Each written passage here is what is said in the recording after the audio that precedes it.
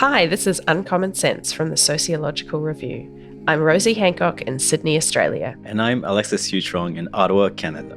Now, as you'll know by now, this is a show about taking words and ideas we tend to think we know and flipping them, aiming to see them more critically and ultimately see our society differently, all with the idea that by the end, we've kind of communicated what it means to think sociologically in the very broadest sense. And today we're looking at something that's just so uncommon sense because we never stop to ask what this word actually means and whether it stretches beyond the individual brain. That word is anxiety. Yeah, and I guess it's something people think belongs to psychologists and perhaps a little bit to sociologists when we talk about stuff like risk, precarious work, etc., right?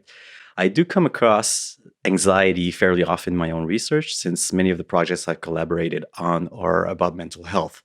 But honestly, what makes me think most about that subject is how anxieties become such an important concern in the classroom, with questions of accommodations for students who have anxiety disorders, at least where I teach.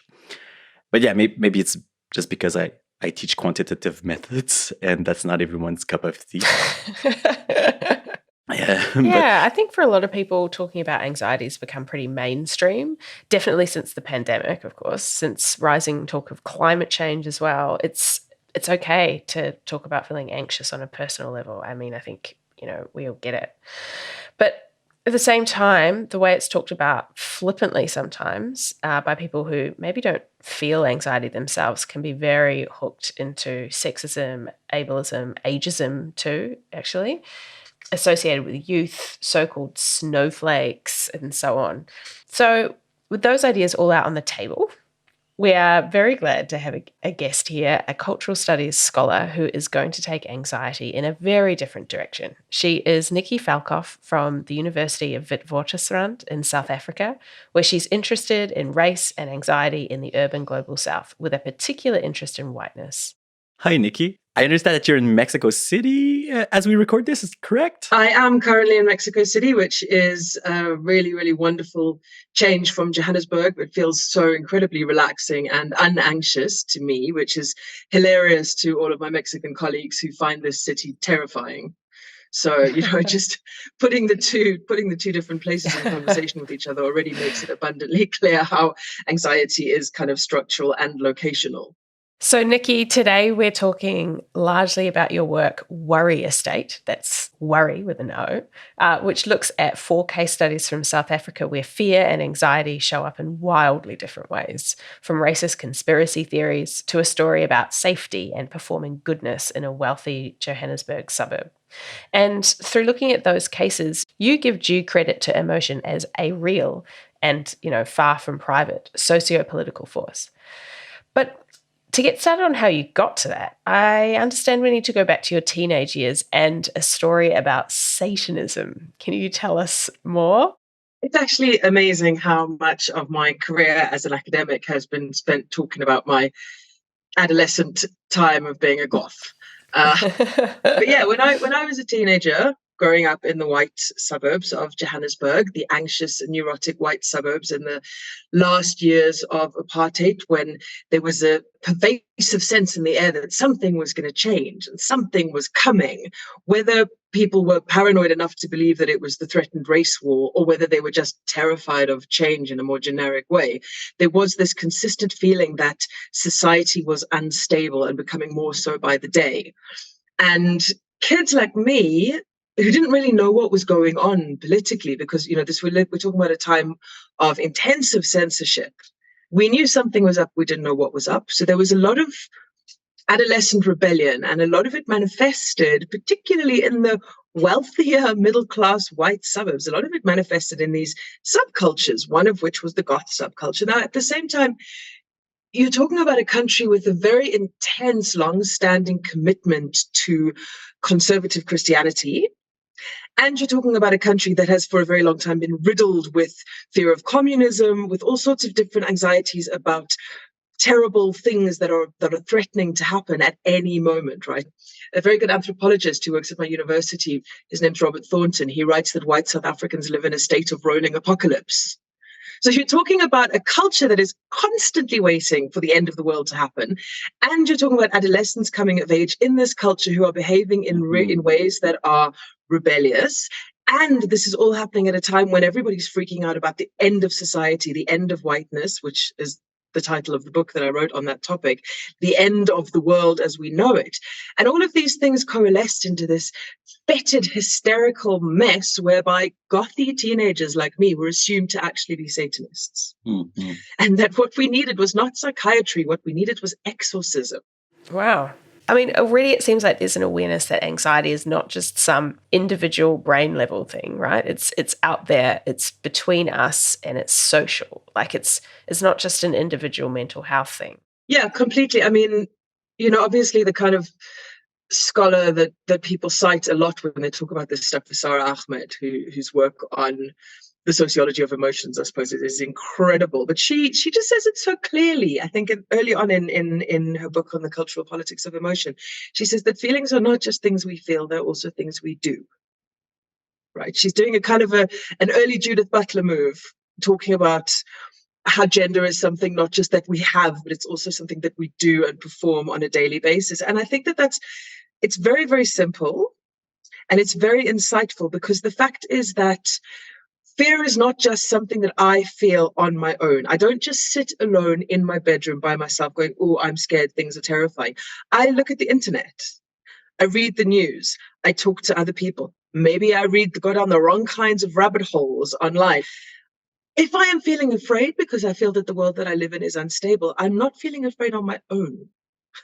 And I'm not feeling afraid because it's an emotion that is just existing within my brain. I think it's really, really important for us to acknowledge, particularly that these kind of persistent negative emotions are collective and that they are collectively constructed, right? That we make them as parts of our society. And also that these kind of persistent negative emotions can really be very strongly tied to our identities. The question is not just, are you afraid? It's what, or even mostly who, are you afraid of? Because the question of who you are afraid of will usually help us to answer the question of who you think you are.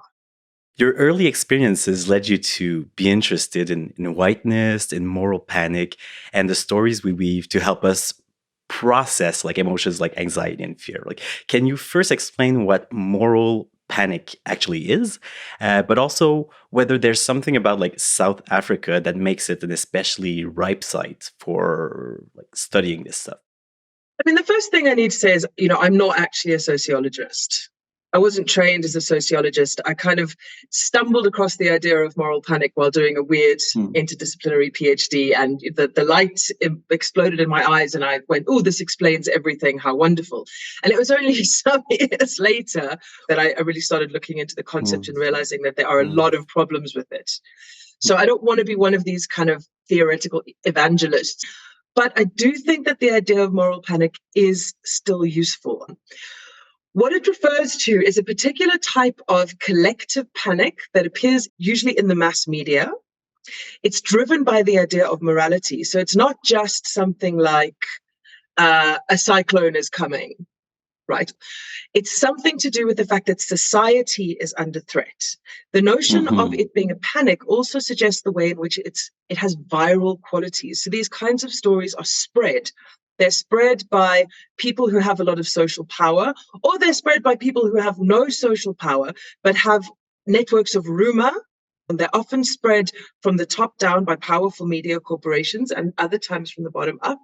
So when we talk about moral panics, we're talking about things like sudden explosions of paranoia that the government is trying to take away our rights by forcing us to get certain types of vaccines, or sudden explosions of panic that single mothers are destroying society by having too much sex, or, the kind of rolling panics about young people and drug abuse. These things are all very, very common, and they're cultural formations that recur. And there are a lot of complex ways in which we can think about them, and moral panic is only one of them. It is a useful idea, but it's also not the only idea. But then thinking about this in terms of South Africa, I mean, this is something that I get called out on a lot, right? So I am a middle-class white lady living in a suburb in Johannesburg, a middle-class suburb, constantly writing and thinking and talking about how people in South Africa are so afraid. And one thing that I do get asked a lot is, why are you doing this? South Africa is not the most frightening place in the world. And it's absolutely not. By any means, it's not the most dangerous place in the world. I do not live, despite the rolling blackouts that have characterized 2023, Johannesburg is not the most dangerous city in the world. It's not the city with the worst life outcomes, especially not for those of us who are fortunate enough to be middle class and have access to private security, private healthcare, etc. But what South Africa does particularly well, and I think better than a lot of countries, is it makes its fears abundantly visible. So, as we said at the start of this episode, I'm currently in Mexico City, where I'm on a fellowship at UNAM, the big university here, and I'm staying in a lovely little neighborhood that's quite similar to the neighborhood that I live in Johannesburg. And they also have a lot of security.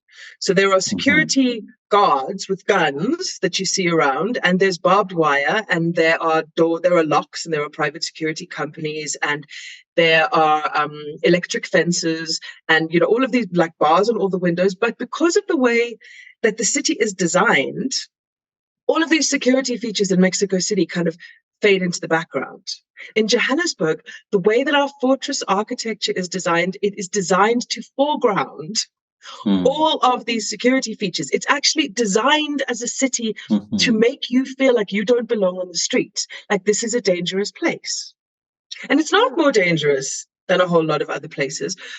But because of our peculiar history, our history of recovering from apartheid or completely failing to recover from apartheid, because of how important and significant white fear has been in structuring South Africa since the colonial era, we have gone and built a country that is basically designed to tell people you're unsafe, you're always at risk.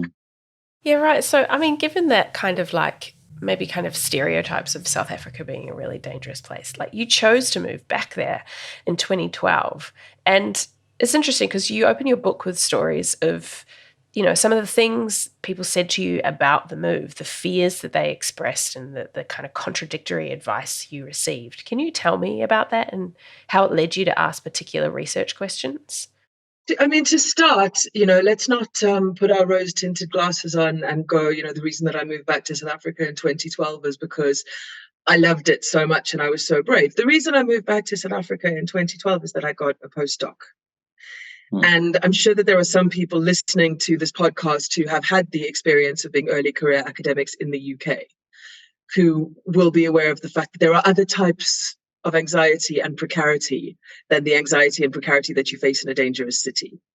Yeah. So that was a choice that I made at that point in my life, that to go home and be able to have a career in the industry that I'd worked so hard to be qualified for was a kind of a viable decision. I wasn't expecting Johannesburg to be this wild, vibrant, incredible, surprising city, because it hadn't been that way when I'd lived there as a young person.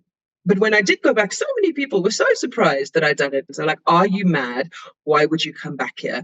It's so dangerous. And people just assailed me with warnings of what you can and can't do, where you can walk and where you can't, what kind of health insurance you need to get, who you should let into your house and who you shouldn't, which neighborhoods are safe and which neighborhoods are not. There was this really intensive, overwhelming sense from everyone around me that I'd made an incredibly high risk decision and that I had to be super careful on a daily basis just to get through my life. And my response to this, as someone who was really interested in studying risk and anxiety, and as someone who was overly attuned, particularly to the fears of white people, was to go, right, screw you guys, I'm going to do whatever I want. And promptly went and got a bicycle and cycled around Joburg. And I used to joke that it was extreme commuting because it's not really a cycling culture. And I found the city not in any way nearly as terrifying as everyone had told me that it would be, which in itself is also interesting because I was almost, by the time I came back, I was almost an outsider. And so I was able to access it as it was, not as it was in my head.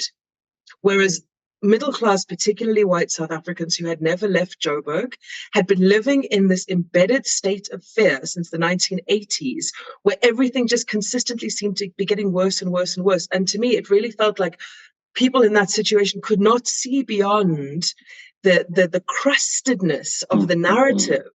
Yeah. So, you started looking at the kinds of case studies we mentioned earlier and to explore the really social role of fear and emotion in South African everyday life and discourse. And my understanding is you did this as one might in cultural studies, which is your field, by working with texts and materials. But where did you start for your prep in terms of theory? Like what did the existing work out there have to say about anxiety, and where did you see the gaps? For me, my interest in this stuff emerged less out of theory than out of narrative. I kept stumbling over these stories that were really, really fascinating. The very first one, which is what I did my PhD about, was the story of, where did all the Satanists in South Africa go? And then following that led me to a question of what happened to all of these panics in the 1990s around so-called white family murder. And that then led me on to the case studies that I used for the book that we're talking about now. So I kept finding these really, really fascinating, slightly terrifying, slightly horrifying stories of things that had happened in South Africa that took up so much national attention and then suddenly vanished again. So I think, a lot of my work is driven by a concern with what are the stories that people are telling themselves and each other about the world that they live in, and how are we using these events to help us understand things. Coherent with that was a kind of a later engagement with Zygmunt Bauman, whose work I just absolutely love. I think he's incredibly insightful. And also, I think he's actually someone who you can read. But what Bauman does, which I think is really, really wonderful, when he talks about cultures of fear, he makes it so abundantly clear that fear is not an individual experience and that it is tied to global conditions. And he does it in a way where he talks about power as this kind of vast, diffuse thing that we no longer understand, right? That the world has become so inexplicable and so big, we don't know where power resides. Power no longer resides with a king or a monarchy, although, some of those people still have a lot of power. It also no longer resides with the government. Power resides with Elon Musk and Peter Thiel. Power resides in back rooms that none of us will really understand. You look at the political context of South Africa and you ask yourself, how is it possible that there's still not one credible political party other than the ANC that people can vote for? There's some inexplicable thing that is happening to power in the late capitalist era. And for us as kind of ordinary, everyday people, that experience is so deeply alienating. And not only is it alienating, it's also impossible to understand. So we feel all of this fear and all of these anxieties, and we can't really figure out what the hell is going on. So we make up stories. There's nothing new about it, but what's new about it, I think, is the pace at which the stories emerge, and the way in which they spread and how quickly they change, and then how quickly they dissipate again. It's interesting that you mentioned stories. You're also a cultural studies scholar. And as part of that, do you turn to disciplines like psychology or even psychoanalysis? I mean, I know that's not necessarily always fashionable. I actually am unfashionably embarrassed to say that I still use Freud. I know the problems of Freudian psychoanalysis, but I think, for me, obviously, I'm talking about the way in which people use narrative to explain the world to themselves. And I think for me, one thing that I have to acknowledge is that Freud's particular form of narrative really makes sense to me, which is not to say it's something I would ever use to analyze an individual person who's going through a mental health crisis. I don't think it's very useful for people, but I think it's very useful for cultures. I think that ideas like disavowal and denial and these Freudian concepts of how we engage with ideas and how we flip them around and turn them into something that we can use, these ideas of fantasy, of the fantastic landscape that we build for ourselves, in which we present to ourselves a way in which the world makes sense, even if it's pathological and damaging for us. That, I think, is a very, very useful way of thinking about things, because it can also help us think about how larger groups do that, right? How families do that, societies do it, communities do it, ethnic groups do it. Nations do it. Nations have stories of these terrible things that happen to us at this particular moment, and this is why we are the way that we are. Going back to your book, Nicky, and some of the mind-blowing stories that emerge, right? So the case studies you use to talk about anxiety and to which you apply the kind of ideas we just discussed are pretty wide-ranging, right? But today we wanted to discuss on the plasma gang's story in particular. It's an urban legend from 10 years ago or so now. Can you tell us about that? The plasma gang story, I first encountered in 2013. But in the 10 years since I started working on it, I've encountered the same story over and over and over again in different parts of South Africa. So what the plasma gang's urban legend says is that there is a particular gang of criminals. They are often defined as either drug users or drug dealers. So there'll be kind of cartel-style gangs, or they'll be almost zombified drug abusers, and they're usually related to a particular street drug known as nyope, which is a very dirty mix of heroin and cheap weed and pool cleaner and all sorts of other urban legends about what goes into this drug. And in the plasma gang story, the nyope gang, the plasma gang, will go around the township, because this only happens in townships, which are working class or poor Black areas in South Africa, where Black people were basically shunted by the apartheid government. They'll go around townships, they'll break into people's houses, and they'll steal their plasma TVs. So far, so normal. It's just a crime gang. But what the plasma gang legend does is it says that the gang who steals the plasma TV takes the plasma TV, breaks it open, and extracts a mysterious powdery substance called plasma, which is then used either as nyope, either as the drug, or used in some mysterious chemical process to make the drug nyope. Now, of course, this is not true. There is no substance inside a plasma TV that you can use to get high. But this story's been incredibly persistent, and it's had some unbelievably interesting elements to it. There's been a lot of fear of violence associated with it, like the plasma gangs will kill you to get your plasma TV, or they will hurt you very badly. But they also have all of these different techniques for putting everyone in the house to sleep. So there are these muti, indigenous magic techniques that people will tell each other stories about, where a certain type of substance will be burned and wafted under the door of the township house, and everyone inside will fall asleep so that the plasma thieves can come in and clean you out. And you also have to be very careful who you let in your home. You can't trust anyone. If you buy a plasma TV, you have to make sure no one sees the box. So this consumer item that is a kind of a very aspirational neoliberal object that you buy because you may be living in a township, you may not be rich enough to have a nice house or even a nice car, but you can buy a TV.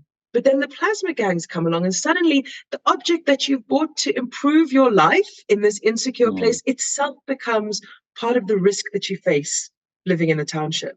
So what does like the existence of the story tell us about anxiety? For me, one of the things that was really interesting about this story is it really shows a side to consumer anxiety, a side to consumer culture that Global North scholarship isn't really interested in, right?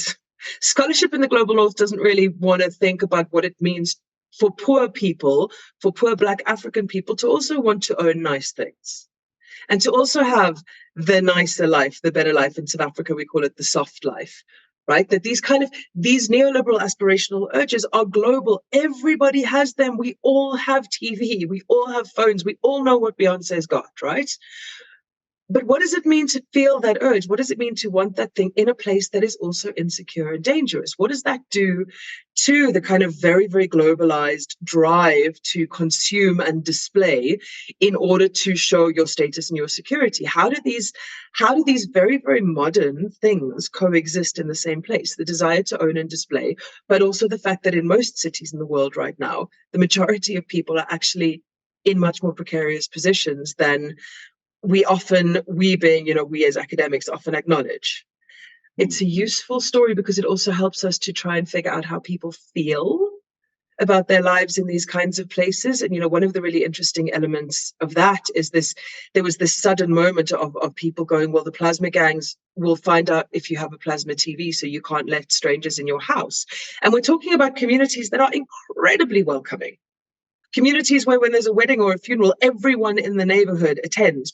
And this story pops up and there's this sudden moment of people going, I can't trust everyone around me, which suggests something about the kind of dissolution of powerful, long-standing communities that, have been managing to maintain themselves in the face of all sorts of threats for a really, really long time. And then in a particular moment find that they are to some extent destabilized.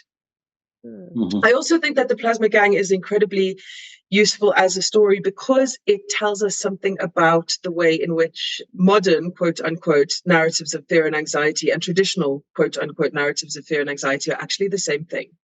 In a place like South Africa, in a place like Alex, which is the township in Johannesburg where my version of this story was based, people are afraid both of hardcore criminal gangs and of traditional magic that can be used to facilitate that kind of criminal work. And that these multiple belief systems totally coexist.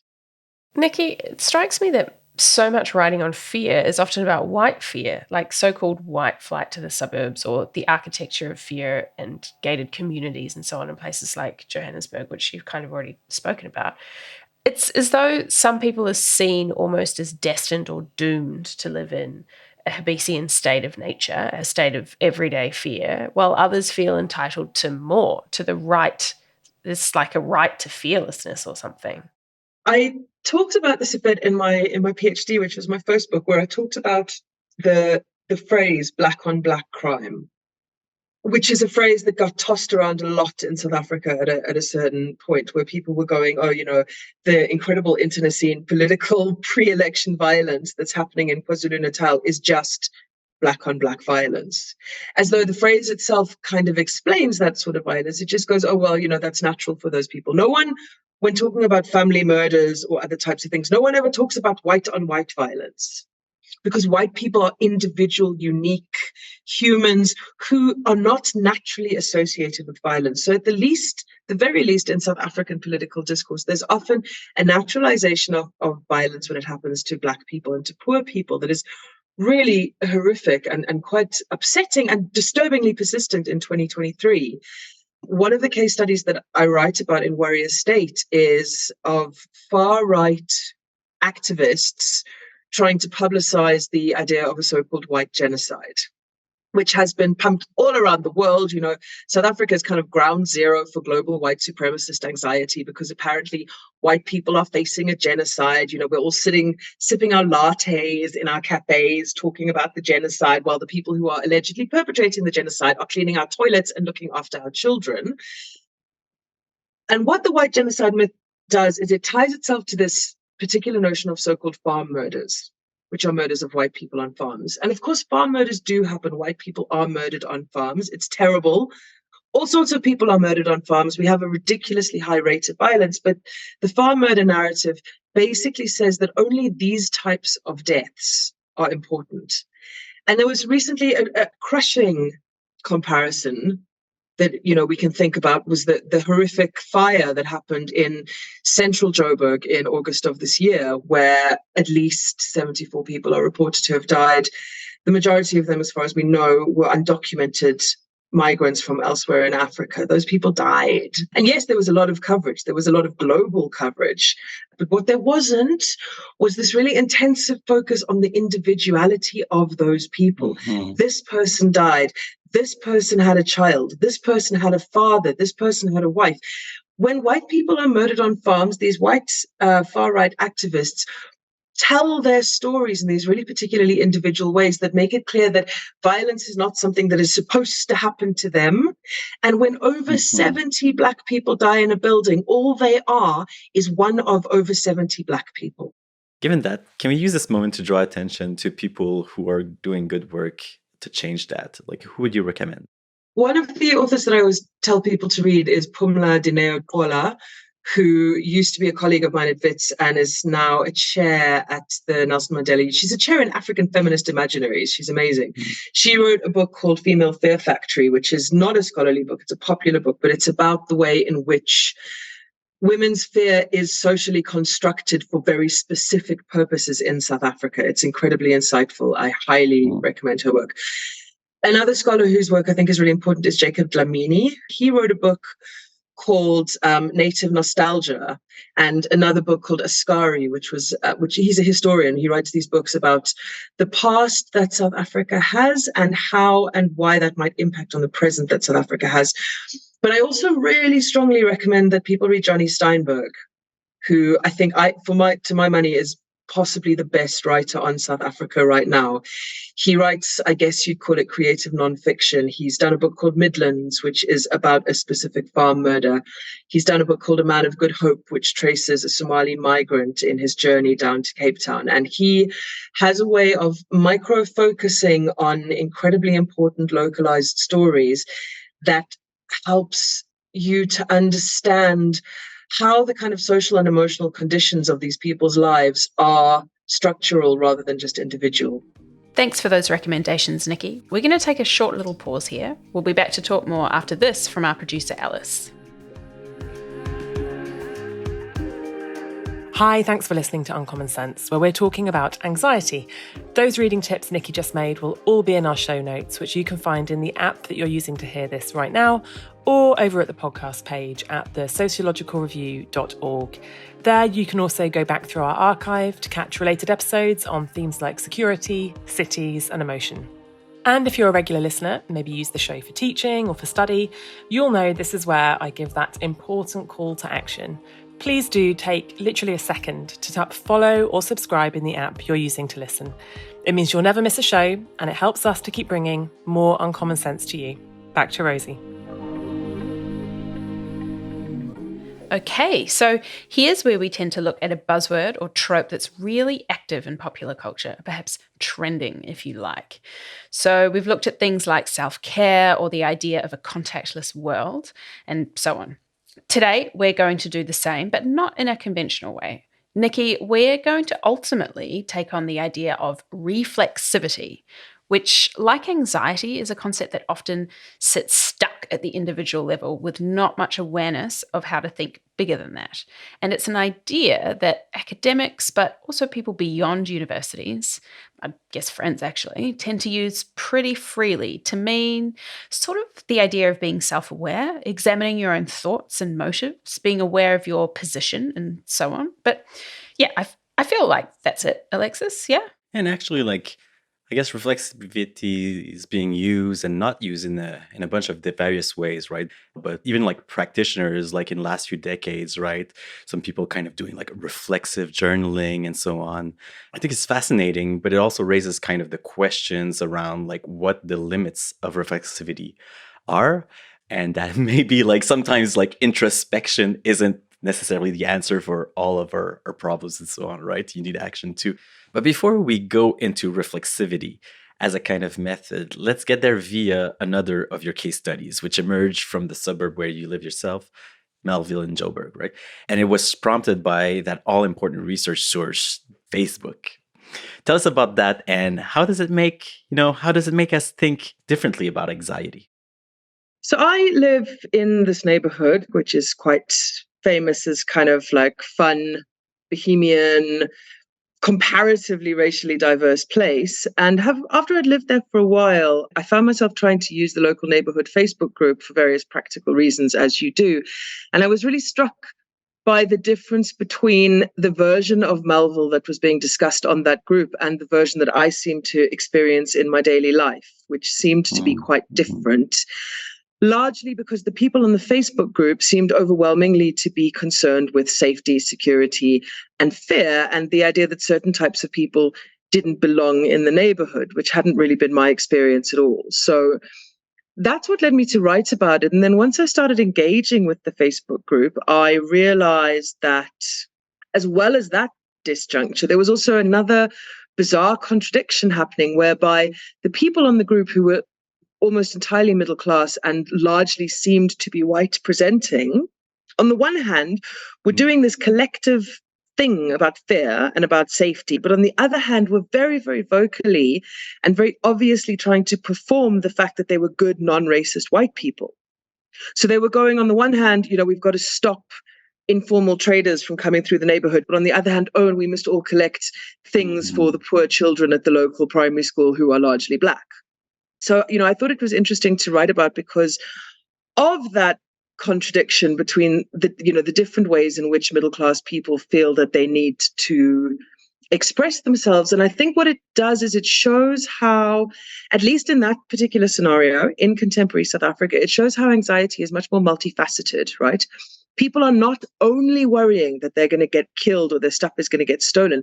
They're also worrying that they might not look good. They're also worrying that other people might judge them. So we're not just talking about a fear of physical safety. We're also talking about a fear of social safety or social risk. And, in that kind of middle class community, what you get is people kind of self-policing and collectively policing and collectively constructing this idea of what it means to be okay, what it means to be a good person. And if you don't fit into that, if you don't exhibit that kind of discourse, you run the risk of being disliked or even shamed.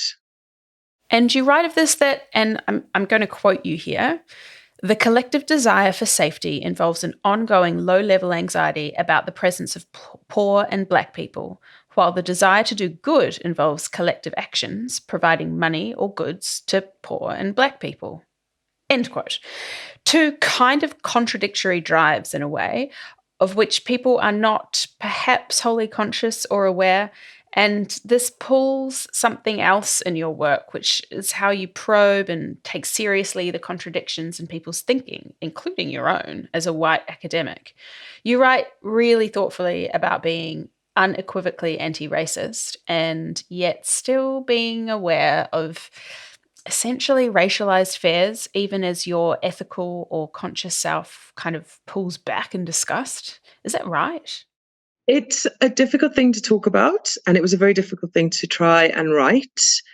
And I really struggled with, thinking about reflexivity, I really struggled with the question of whether, even by trying to approach these issues, I was just, doing that thing that people do where they kind of center themselves in the issues and make it all about themselves and their feelings. And how important is my discomfort as a certain type of person? Is that really relevant to a discussion of what is fundamentally a really, really problematic national issue of race? And, in the end, I came to the conclusion that it would be dishonest for me to position myself solely as a kind of an anti-racist white scholar doing anti-racist work and writing critically about whiteness without acknowledging that as a white woman, if I'm walking down the street at night and I walk past a bunch of Black men, I will probably, whether I actually cross the road or not, the thought will be in my head that I have to cross the road, and I may clutch my bag a second tighter and then let it go because I catch myself doing the thing that I'm appalled that I'm doing, but I still do it. It's still in there. And it would be ethically dishonest for me not to acknowledge that I am a product of my time, my place, my gender, and my race, that I am completely a product of growing up in apartheid South Africa. And as much as I attempt to be conscious and thoughtful and approach all of this stuff as carefully as possible, my emotions are also powerful and my emotions are also structural and they also have some sway over me. And I can't just, shut them down by thinking my way out of the racialized world that I and most of us have been raised in. And again, you asked me earlier, why is it useful to think about this stuff in the context of South Africa? I think I'm far from the only person who has this kind of response to things. I think I'm far from the only anti-racist white academic woman who has this kind of response to things. But because I'm South African, it is incredibly visible and I'm incredibly conscious of it. And so that makes it easier for me to talk about than it would be for me to talk about if I was a white British academic where I could just saunter along thinking that race was never going to impact on me in this way because I was never forced to face the kind of fear that had been inculcated in me since I was a child. And as you mentioned, this is kind of the place where this idea of reflexivity comes back in, right? So what do you understand as being kind of the way that you figured out, or I'm not sure if it's advice or something on how to do this reflexive practice in the context of our research, right? And maybe more crucially, in the context of your doing real anti-racist work. That's a really hard question to answer. Thank you for asking it. I'm not exactly sure what one should do, but I have some quite strong ideas about what one shouldn't do. I think that there's a trend in a lot of contemporary so-called reflexive scholarship where what people do is they just talk about their feelings. They write about their own experiences, and the people doing this are often people who do have a certain degree of privilege in one direction or another. And, they'll kind of talk about their pain or their shame or their anxiety or their fear or their guilt in ways that aren't actually necessarily very useful. I think the question to ask is whether this is useful. If someone else who comes from a similar position to you and may find themselves having similar emotional reactions or being embedded in similar types of fear, if that person were to listen to what you are saying about your fear and your emotional reactions and the structural and historical and political nature of your fear and your emotional reactions, would that person be able to listen to that and go, oh, I wonder if I'm feeling this because of that? If that is something that you're capable of doing, then your reflexivity, your reflexive practice is incredibly valuable. If the core of your reflexive practice is, oh, well, this person feels like that, then I don't think you're helping. You know, we obviously we go back repeatedly to the old feminist injunction that the personal is political.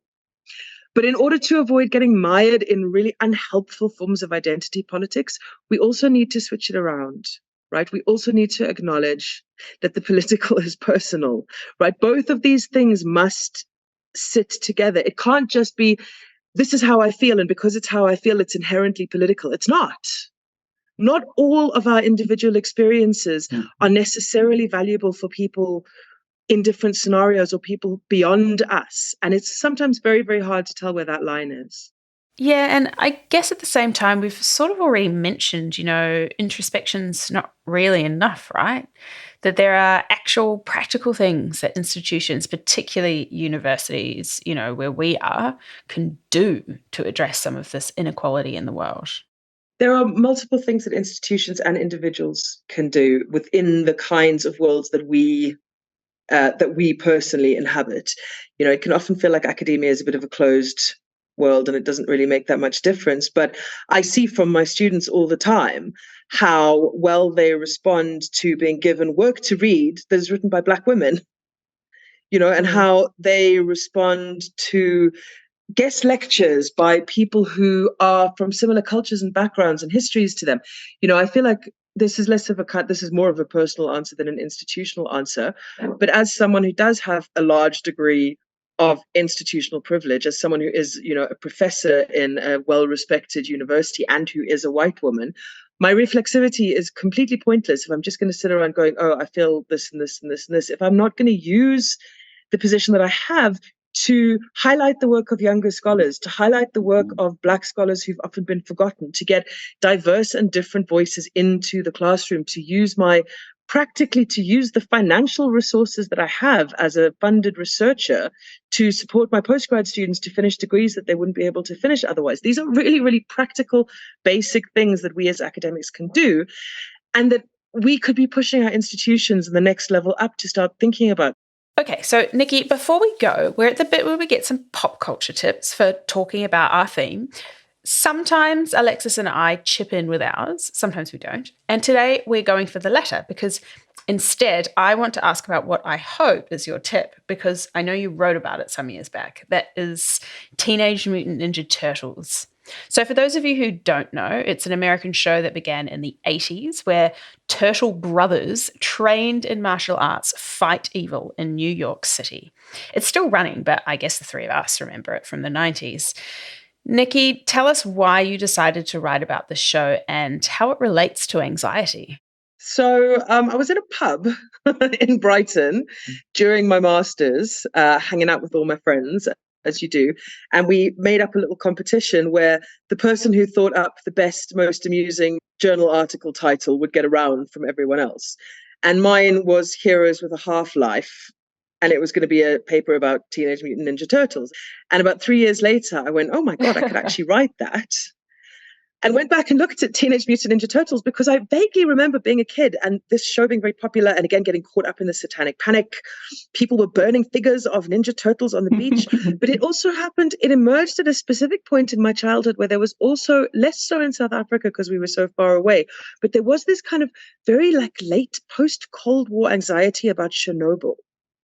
So people were really, really worrying about nuclear power and about radiation and how radiation was going to create a generation of monster babies. And the reason this was going to happen was because those people over there in that part of the world couldn't handle the science. They didn't know what they were doing. And then along comes Teenage Mutant Ninja Turtles, which basically gives us this lovely sanitized version of radiation, where radiation creates four, admittedly green, but nonetheless powerful all-American heroes. My contention in the article that I wrote about this was that what Teenage Mutant Ninja Turtles did, of course unintentionally, but what it did was it helped a generation of kids to process the fact that radiation and nuclear power are not necessarily solely evil. They're only evil in their hands. They're not evil in our hands. So when you see on the news that America's building power plants using nuclear power, you don't have to panic. It's not Chernobyl. It's the good guys. The good guys, like the turtles, can use this science because we're wise and sane and smart. You know, I'd actually kind of forgotten that the nuclear stuff was even a theme. But, you know, what you've been talking about, it goes back to our discussion of why and how certain things get constructed as worthy of fear and anxiety or not, and to the question of who has a right to be scared and why. It's really so interesting. Thanks. Today's show has been so fascinating. By the time this goes out, you'll be back in Joburg, I believe. But we hope you enjoy your time in Mexico. Thank you for being with us today. Thanks, Nicky. Thanks so much for having me. And we're all done for today, but you can catch today's reading list, including some great pieces from the Sociological Review and the different various thinkers and recommendations we discussed today, over at the podcast page at the sociologicalreview.org. Next month, something altogether more calming than anxiety. We're talking about spirituality. Our producer was Alice Block. Our sound engineer was Dave Crackles. Thanks for listening. Bye.